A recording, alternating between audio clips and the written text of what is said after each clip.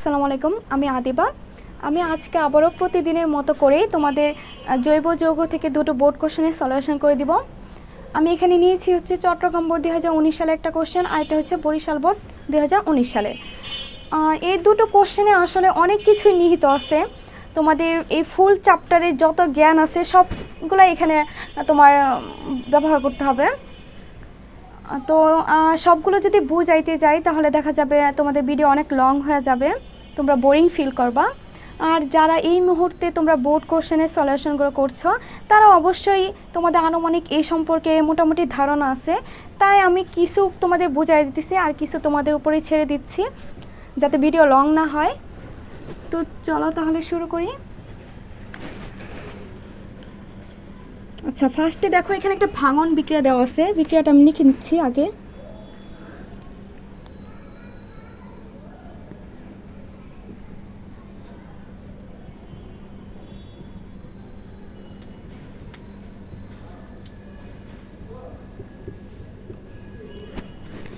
ফার্স্টে তোমার জানতে হবে ভাঙন বিক্রিয়া কি।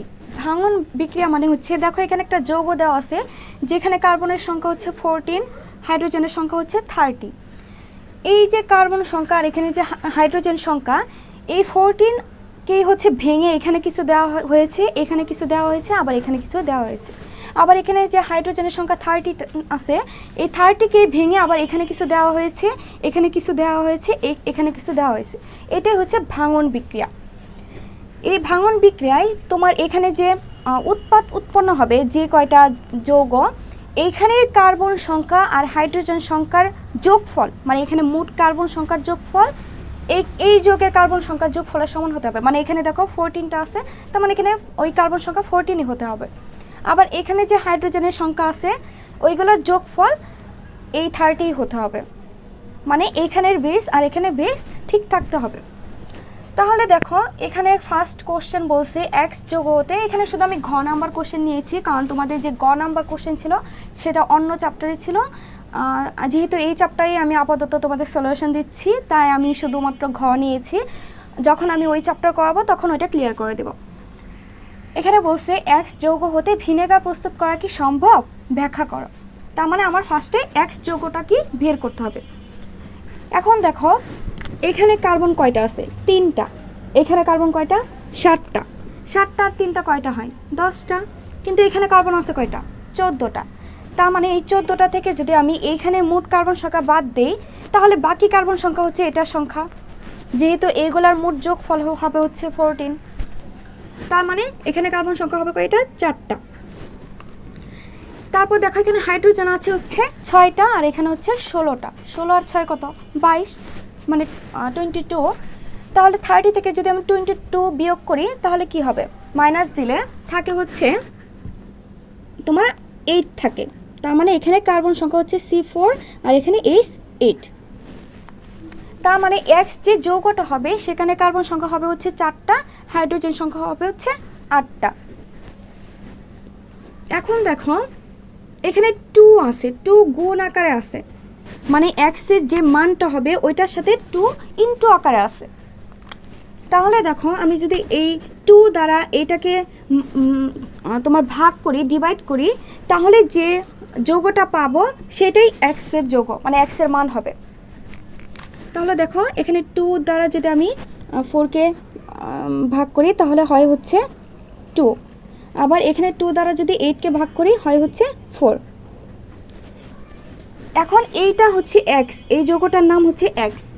এক্সের সাথে যদি আমি 2 গুণ করি, এই 2টা তো পুরোটার সাথে ইনটু আকারে আছে, তার মানে আমি যদি 2 দ্বারা এটাকে গুণ করি তাহলে এটা আবার 4ই হয়, C4। আবার 2 দ্বারা যদি এটাকে গুণ করি তাহলে দেখো এখানে 8ই হয়। তাহলে আমি আগের যৌগটাই পেয়ে যাচ্ছি, মানে এখানে কার্বন সংখ্যা আর হাইড্রোজেন সংখ্যা তাহলে ঠিক থাকবে। তাহলে পেয়ে গেলাম কি, এক্স যৌগ হচ্ছে C2H4। এটাকে কি বলে, এটা হচ্ছে ইথিন। তোমরা জানো এগুলো, এটার নাম হচ্ছে ইথিন। তাহলে আমি এক্স যৌগ কি পেলাম, C2H4, ইথিন। এখন বলছে এই ইথিন থেকে কি ভিনেগার প্রস্তুত করা সম্ভব, তোমাদের কোশ্চেন করছে এটা, ব্যাখ্যা করো। তাহলে আমি এখন ইথিন থেকে ভিনেগার প্রস্তুত করব। এটা আমি তোমাদের দুইভাবে দেখাবো। ফার্স্টে হচ্ছে একটু সংক্ষিপ্তভাবে, পরেরটা একটু বিস্তারিত আছে। আচ্ছা, সংক্ষিপ্তটা আমি দেখে দিচ্ছি। আমি এটা শিকল আকারে লিখি, তাহলে তোমাদের বুঝতে সুবিধা হবে।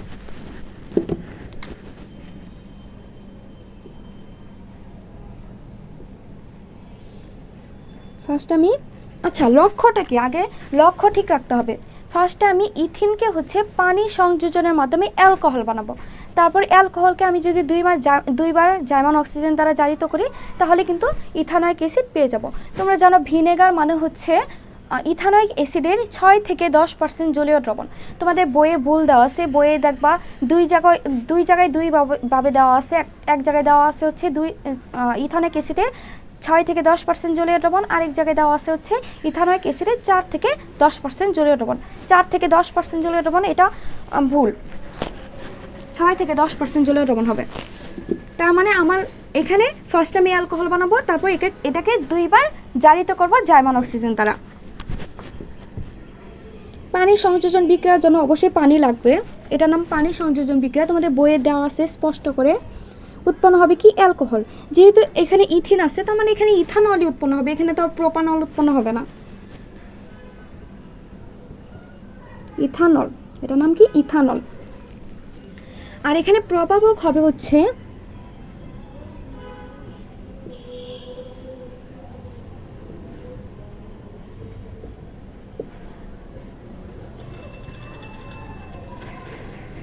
উচ্চ তাপ ও চাপ, আর হচ্ছে ফসফরিক অ্যাসিড। এখানে উচ্চ তাপ ও চাপ মানে হচ্ছে 60 ATM চাপ, আর হচ্ছে 300 ডিগ্রি সেলসিয়াস তাপমাত্রা। তোমাদের অনেকেই আছে যাদের তোমাদের প্রভাবক মনে থাকে না, তাদের ক্ষেত্রে তোমরা উচ্চ তাপ ও চাপ লিখবা। যাদের মনে থাকবে তারা 300 ডিগ্রি সেলসিয়াস তাপমাত্রা আর 60 ATM চাপ লিখবা। আর এখানে প্রভাবক হচ্ছে ফসফরিক অ্যাসিড। এটা সংকেতটা মনে রাখবা, এটা এমসিকিউর জন্য ইম্পর্টেন্ট। এখন এই অ্যালকোহলকে আমি দুইবার জার্মান অক্সিজেন দ্বারা জারিত করব, তাহলে ইথানয়িক অ্যাসিড পেয়ে যাব।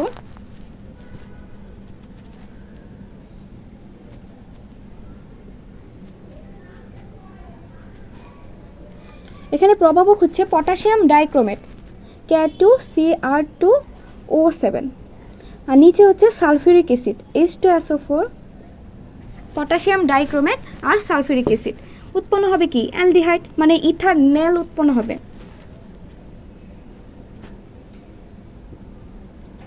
এটার নাম হচ্ছে ইথানল, প্লাস পানি উৎপন্ন হবে।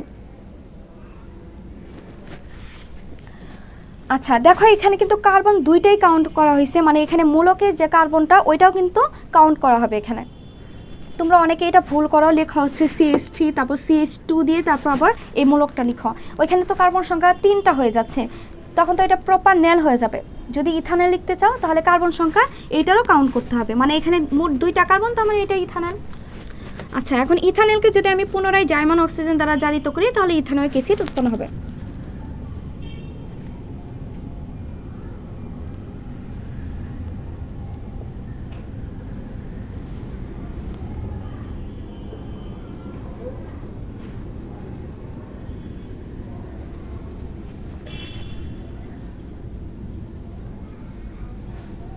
পেয়ে গেলাম ইথানয়িক অ্যাসিড। তারপর নিচে লিখবা হচ্ছে ইথানয়িক অ্যাসিডের এই উৎপন্ন ইথানয়িক অ্যাসিডের 6 থেকে 10% জলীয় দ্রবণকে হচ্ছে এই ভিনেগার বলে। আচ্ছা, এখন এটার বিবরণ তোমরা কিভাবে দিবা? এটার বিবরণ দিবা হচ্ছে এভাবে, যে ইথিনের মধ্যে ফসফরিক অ্যাসিড প্রভাবকের উপস্থিতিতে উচ্চ তাপ ও চাপে ইথিনের মধ্যে পানি সংযুক্ত করলে ইথানল উৎপন্ন হয়। তারপর হচ্ছে এই ইথানলকে পটাশিয়াম ডাইক্রোমেট ও সালফিউরিক অ্যাসিডের উপস্থিতিতে জার্মান অক্সিজেন দ্বারা জারিত করলে ইথানল উৎপন্ন হয়। ইথানলকে পুনরায় পটাশিয়াম ডাইক্রোমেট ও সালফিউরিক অ্যাসিডের প্রভাবকের উপস্থিতিতে জার্মান অক্সিজেন দ্বারা জারিত করলে ইথানয়িক অ্যাসিড উৎপন্ন হয়। এই তোমরা যে কথাগুলো বলবা, মানে ব্যাখ্যাগুলো লিখবা, সব নিজের মতো করে লিখবা। অবশ্যই তোমরা বুঝে বুঝে এই বিক্রিয়াগুলো করতেছো, তোমরা যা বুঝবা তাই ওখানে উপস্থাপন করবা। আচ্ছা, এখন এই সেম কোশ্চেনের আনসার আমি আরেকভাবে দিব। আমি নিচে 2টা বিক্রিয়া লিখে রাখতেছি, ওগুলা লাগবে, আর উপরে গুলো মুছে ফেলতেছি। আচ্ছা, কোশ্চেন তো একটাই, ইথিন হতে ভিনেগার প্রস্তুত করতে হবে। এখন দেখো এখানে আমি কি করব, এখানে হচ্ছে ইথিনকে আমি ইথাইল হ্যালাইড বানাবো, মানে হ্যালোজেনের সাথে বিক্রিয়া করাবো। তারপর ওই ইথাইল হ্যালাইডকে সোডিয়াম হাইড্রোক্সাইড দ্বারা জারিত করব বা উত্তপ্ত করব, তাহলে আমরা অ্যালকোহল পেয়ে যাব। আর অ্যালকোহল থেকে তো তারপরে যে নিচের দুইটা ধাপ, তাহলে আমি এখানে ইথিন লিখতেছি। ইথেন, এটাকে আমি যেহেতু হ্যালোজেনের সাথে বিক্রিয়া করাবো, তাই আমি ফার্স্টে এটাকে ইথেন বানাবো। ইথেন না বানায়ও হ্যালোজেন বানানো যায়, আমি ওইটাও দেখে দিতেছি। তাহলে আমি পেলাম কি ইথেন। এখানে প্রভাবক হবে হচ্ছে নিকেল প্রভাবক, আর 180 থেকে 200 ডিগ্রি সেলসিয়াস তাপমাত্রা। হাইড্রোজেনের সাথে বিক্রিয়া করানোর মানে হচ্ছে নিকেল প্রভাবক আর 180 থেকে 200 ডিগ্রি সেলসিয়াস তাপমাত্রা। তারপর এই ইথেনকে যদি আমি হ্যালোজেনের সাথে বিক্রিয়া করাই, তাহলে ইথাইল হ্যালাইড পেয়ে যাব। হ্যালোজেন এখানে ক্লোরিন, ফ্লোরিন, ব্রোমিন, আয়োডিন যে কোনো মৌল নিতে পারো। আমি এখানে ক্লোরিন নিচ্ছি। এখানে প্রভাবক হবে হচ্ছে Hb, মানে মৃদু সূর্যালো।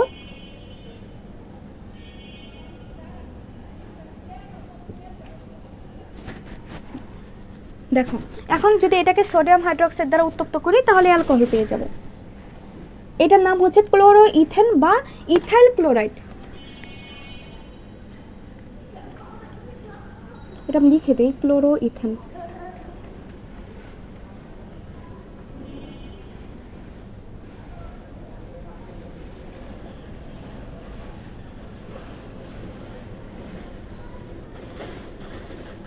এটা একস হবে।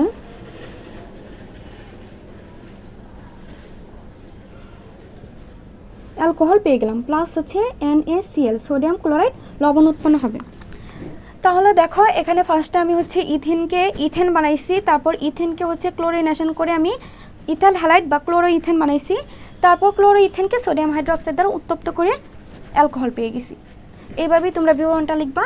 এখন আমি যেটা বলছিলাম যে এটাকে আমি আরেকভাবে ইথাইল হ্যালাইড বানাতে পারবো সরাসরি, ওইটা হচ্ছে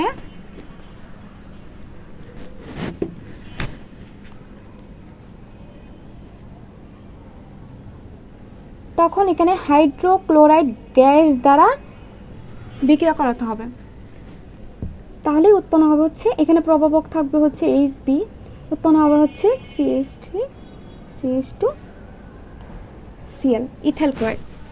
মানে যদি এখানে ইথিন থাকে, ইথিনকে যদি আমি ডিরেক্টলি ইথাইল ক্লোরাইড বানাতে চাই, তাহলে এখানে HCl মানে হাইড্রোক্লোরাইড গ্যাস দ্বারা জারিত করতে হবে।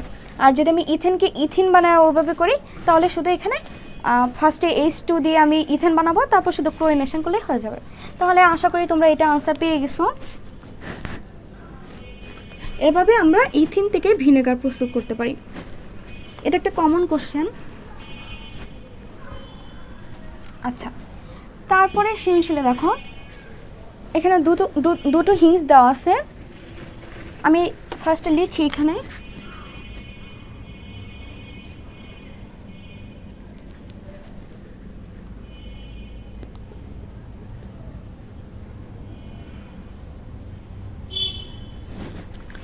দেখো এখানে বি এর আণবিক ভর দেওয়া আছে হচ্ছে 30, আর এখানে দেওয়া আছে হচ্ছে, দেখো এখানে কার্বন সংখ্যা হচ্ছে 6, এখানে হচ্ছে 14।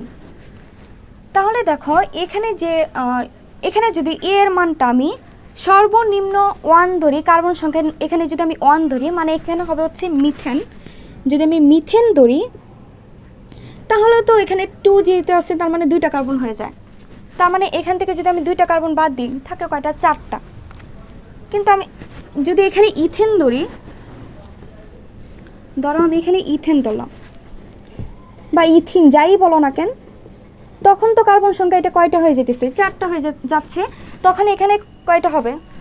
6টা থেকে 4টা বিয়োগ দিতে হবে, থাকবে কয়টা? এখানে 2টা। তার মানে বি যে মূল যৌগটা হবে, ওইখানে কার্বন সংখ্যা হয় 2টো থাকবে, নয়তো 4টা থাকবে। তার মানে এখানে বি যৌগটা হতে পারে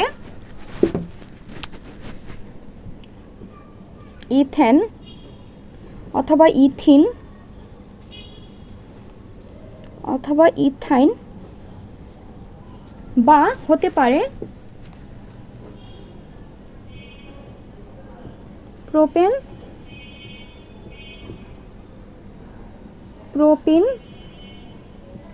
প্রোপাইন।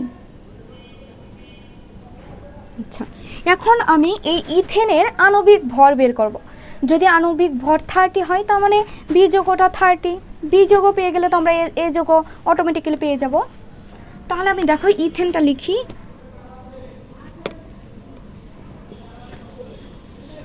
তোমরা অবশ্যই আণবিক ভর বের করতে জানো, এটা আমি আশা করি। এখানে কার্বন আছে হচ্ছে 2টা, তার মানে কার্বনের আণবিক ভর হচ্ছে 12, এখানে 2 গুণ হবে, তাহলে 24।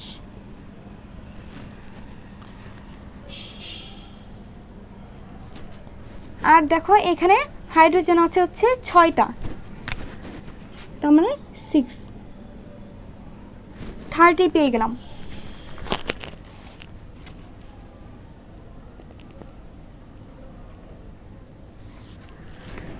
তার মানে বি যৌগটা আমি কি পেলাম, ইথেন, ফার্স্ট এটা পেয়ে গেছি, মানে এগুলো আমার আর বের করা লাগতেছে না।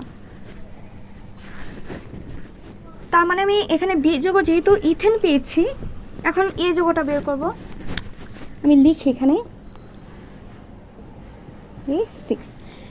এখন এখান থেকে আমি কার্বন বিয়োগ দেব, এখান থেকে এটা মাইনাস করব, তাহলে এখানে যেহেতু 6 আছে এখানে 2 আছে, বিয়োগ করে থাকে হচ্ছে 4। এখানে হচ্ছে 14 আছে, এখানে হচ্ছে 6 আছে, বিয়োগ দিলে থাকে কত, 8। ওই আগেরটার মতোই দেখো এখানে 2 দ্বারা গুণ আছে, ইনটু আকার আছে, এই 2টা ইনটু আকার আছে, তার মানে এই 2 দ্বারা আমি এটাকে ভাগ করব। 2 দ্বারা যদি আমি ভাগ করি তাহলে থাকে কি, ইথিন। তার মানে এই যৌগটা হচ্ছে ইথিন আর বি যৌগ হচ্ছে ইথেন। এটা ওই ভাঙন বিক্রিয়ার মতোই। তাহলে আমি এ যৌগ পেলাম হচ্ছে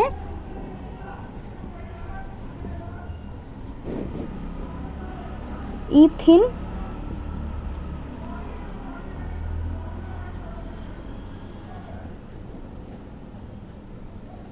ইথেন, বি যৌগ হচ্ছে ইথেন।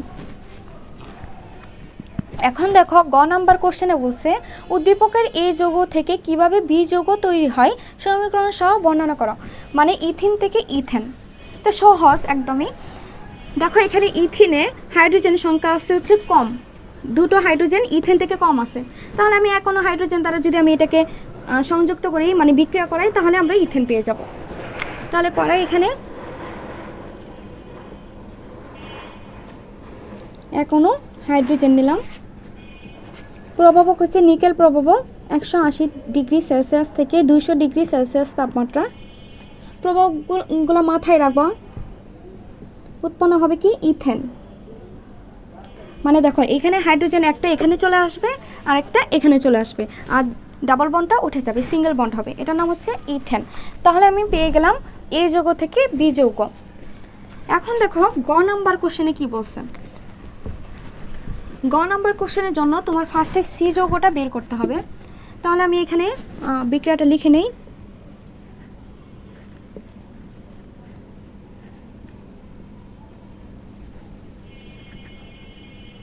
এটা একটা বইয়ের বিক্রিয়া দিছে।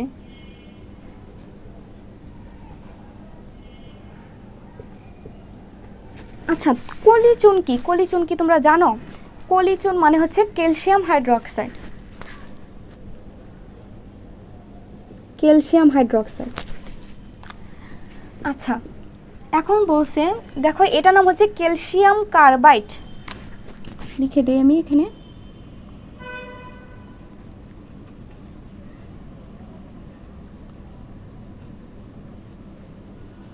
কার্বাইড।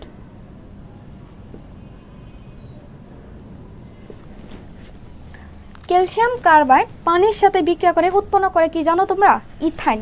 এটা তোমাদের বইয়ের একটা বিক্রিয়া, তোমরা যারা বইটা ভালো করে পড়েছো তারা দেখে থাকবে এটা। তো আমার তার মানে সি যৌগ কি উৎপন্ন হবে, ইথাইন। তাহলে আমি সি যৌগ কি পেলাম, ইথাইন।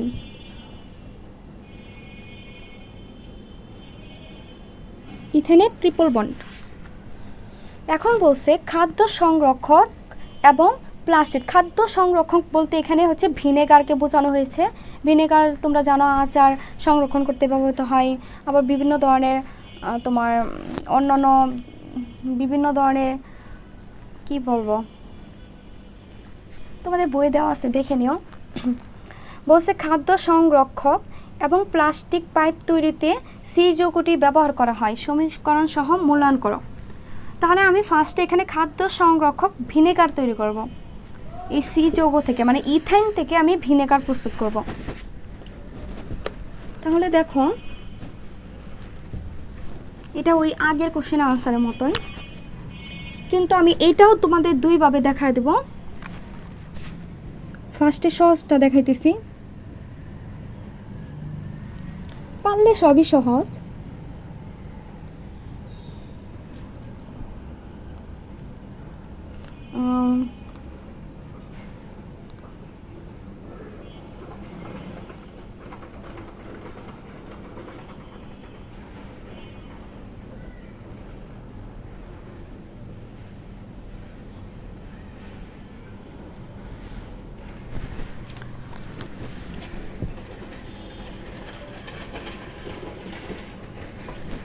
এখানে ইথাইন সরি এখানে পানি সংযোজন হবে।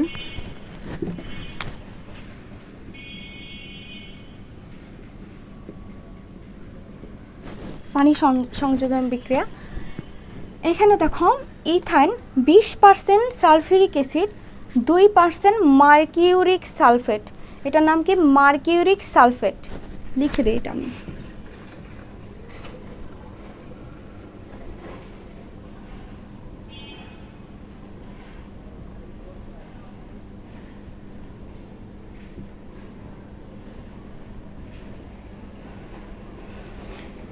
মার্কিউরিক সালফেট আর 80 ডিগ্রি সেলসিয়াস তাপমাত্রায় ইথাইন পানির সাথে বিক্রিয়া করে ইথানল উৎপন্ন করে। তারপর ইথানলকে যদি আমি জার্মান অক্সিজেন দ্বারা জারিত করি তাহলে ইথানল অ্যাসিড পেয়ে যাব।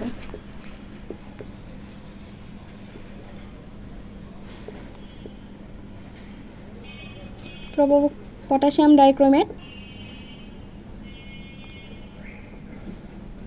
সালফিউরিক অ্যাসিড উৎপন্ন হবে হচ্ছে ইথানোয়িক অ্যাসিড। আচ্ছা, তাহলে আমি কি পেলাম? ফার্স্টে হচ্ছে ইথাইন পানির সাথে বিক্রিয়া করায় ইথানল উৎপন্ন হয়েছে। তারপর হচ্ছে এই ইথানলকে যখন আমি জার্মান অক্সিজেন দ্বারা জারিত করছি ইথানোয়িক অ্যাসিড উৎপন্ন হয়েছে। এখন এই সেম কোশ্চেন আনসার তোমাদের আমি আরেকভাবে দেখা দিতেছি। সেটা হচ্ছে ইথাইনকে আমি ইথাইল ক্লোরাইড বানাবো, মানে ইথাইল হ্যালাইড বানাবো ইথাইনকে। তারপর হচ্ছে ওই যে সোডিয়াম হাইড্রোক্সাইড দ্বারা পুনরায় উত্তপ্ত করব, অ্যালকোহল উৎপন্ন হবে। অ্যালকোহলকে দুইবার জার্মান অক্সিজেন দ্বারা জারিত করলে আমরা ইথানোয়িক অ্যাসিড পেয়ে যাব। তাহলে আমি ইথাইনকে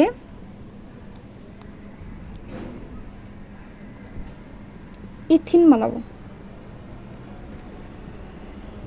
নিকেল প্রভাবক 180 ডিগ্রি সেলসিয়াস তাপমাত্রা থেকে 200 ডিগ্রি সেলসিয়াস তাপমাত্রা উৎপন্ন হবে কি? ইথিন। দেখো এখানে একটা হাইড্রোজেন এখানে গেছে, আরেকটা হাইড্রোজেন এখানে গেছে, আর এখানে ট্রিপল বন্ডটা উঠে ডাবল বন্ড হয়েছে। যদি আমি এখানে 2 অণু হাইড্রোজেন নিতাম তাহলে 2টো হাইড্রোজেন এখানে আসতো, দুটো হাইড্রোজেন এখানে আসতো, তখন এটা উৎপন্ন হতো হচ্ছে ইথেন। তাহলে আমি ইথিন পেলাম। এখন ইথিনকে হচ্ছে আমি ইথাইল ক্লোরাইড বানাবো, মানে হ্যালোজেনের সাথে বিক্রিয়া করাবো। হ্যালোজেন মৌল হিসেবে আমি এখানে ক্লোরিন নিলাম। তোমরা ব্রোমিন, ফ্লোরিন, ক্লোরিন যাই নিতে পারো, সবই নিতে পারো এখানে। এখন যেহেতু আমি এখানে ক্লোরিন ইথিন লিখছি তাই এটা হচ্ছে HCl হবে, হাইড্রোজেন ক্লোরাইড গ্যাস হবে। যদি আমি এখানে ইথেন নিতাম, এটা নিতাম, তাহলে কিন্তু শুধু ক্লোরিন হতো। আচ্ছা, তাহলে উৎপন্ন হবে কি? ক্লোরোইথেন বা ইথাইল ক্লোরাইড। আচ্ছা, এখন এটাকে সোডিয়াম হাইড্রোক্সাইড দ্বারা উত্তপ্ত করব।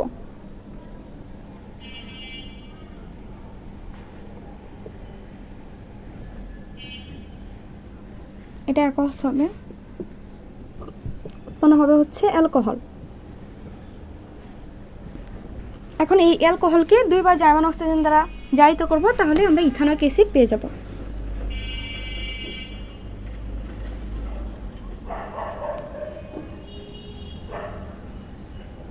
প্রভাবক হচ্ছে পটাশিয়াম ডাইক্রোমেট।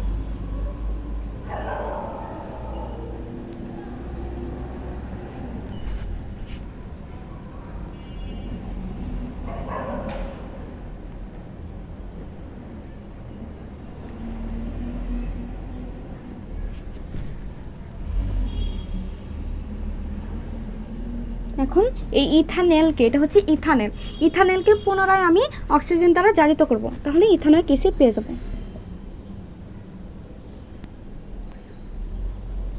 এই বিক্রিয়াগুলো অবশ্যই তোমাদের খাতা কলমে লিখতে হবে, না লিখলে তোমাদের এগুলো মনে থাকবে না। এই যে প্রভাবক,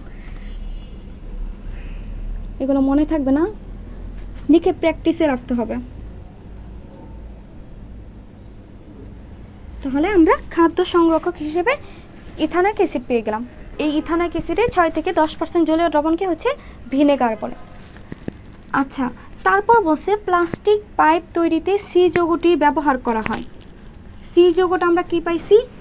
সি যৌগ পেয়েছি হচ্ছে কি পেয়েছিলাম? ইথাইন। প্লাস্টিক পাইপ তৈরিতে হচ্ছে দুইটা বিক্রিয়া তোমার প্রযোজ্য, বইয়ে দেওয়া আছে। একটা হচ্ছে পলিপ্রোপিন উৎপন্ন হয়, আর এটা হচ্ছে পিভিসি পলিভিনাইল ক্লোরাইড উৎপন্ন হয়। যেহেতু এখানে তোমার বিক্রিয়ক হিসেবে ইথাইন থাকবে, তাই অবশ্যই এখানে পলিপ্রোপিনটা হবে না। যদি প্রোপাইন থাকতো তাহলে পলিপ্রোপিন হতো। যেহেতু এখানে ইথাইন আছে, তার মানে এটা ভিনাইল ক্লোরাইড হবে।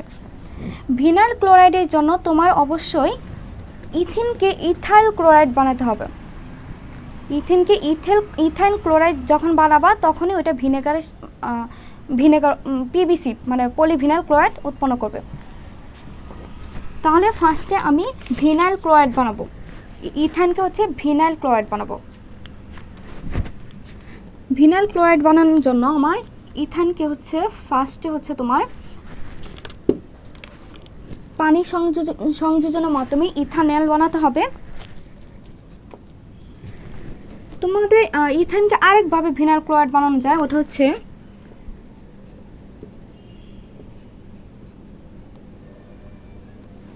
প্রভাবক হচ্ছে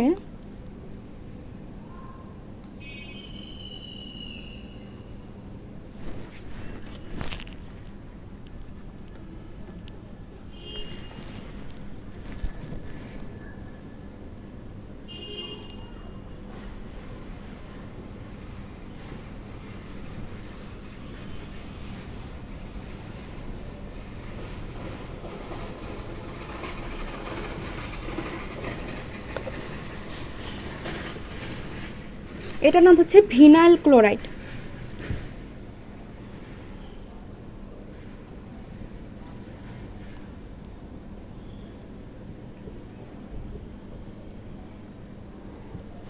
ভিনাইল ক্লোরাইড এখানে হচ্ছে মার্কিউরি ক্লোরাইডের উপস্থিতিতে প্রভাবক 250 ডিগ্রি সেলসিয়াস তাপমাত্রায় ইথাইন হচ্ছে ভিনাইল ক্লোরাইড উৎপন্ন করে।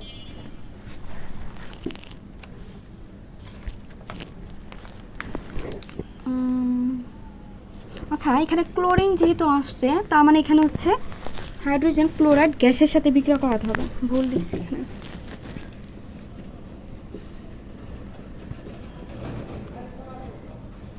হাইড্রোজেন ক্লোরাইড গ্যাসের সাথে বিক্রিয়া করালে হচ্ছে ভিনাইল ক্লোরাইড উৎপন্ন হবে। এই বিক্রিয়াটা আমি আবার বলতেছি, এটা আসলে আনকমন একটা বিক্রিয়া, তো এটা বইয়ে নাই তোমাদের। মার্কিউরি ক্লোরাইডের উপস্থিতিতে 250 ডিগ্রি সেলসিয়াস তাপমাত্রায় ইথাইন হাইড্রোজেন ক্লোরাইড গ্যাসের সাথে বিক্রিয়া করে ভিনাইল ক্লোরাইড উৎপন্ন করে। হ্যাঁ, এখন ঠিক আছে। আচ্ছা, এখন এই ভিনাইল ক্লোরাইড হচ্ছে তোমার পিভিসি উৎপন্ন করবে। ভিনাইল ক্লোরাইড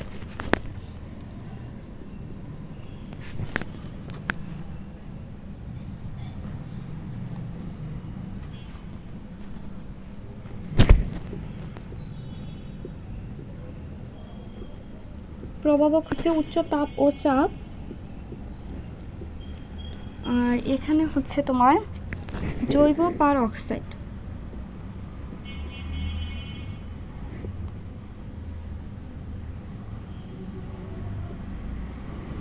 উৎপন্ন হবে হচ্ছে এখানে N অণু হবে।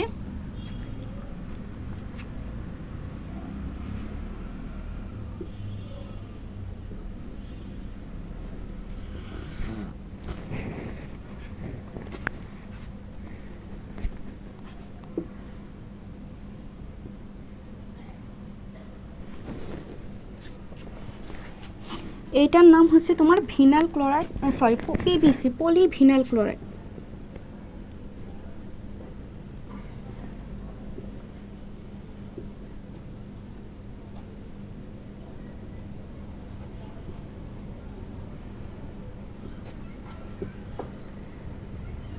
পলিভিনাল ক্লোরাইড। তাহলে আমরা এখানে ভিনাল ক্লোরাইড থেকে পলিভিনাল ক্লোরাইড পেয়ে গেলাম। এটা লিখবা হচ্ছে উচ্চ তাপ ও চাপে জৈব পার অক্সাইডের উপস্থিতিতে ভিনাল ক্লোরাইড বিক্রিয়া করে পিভিসি বা পলিভিনাল ক্লোরাইড উৎপন্ন করে।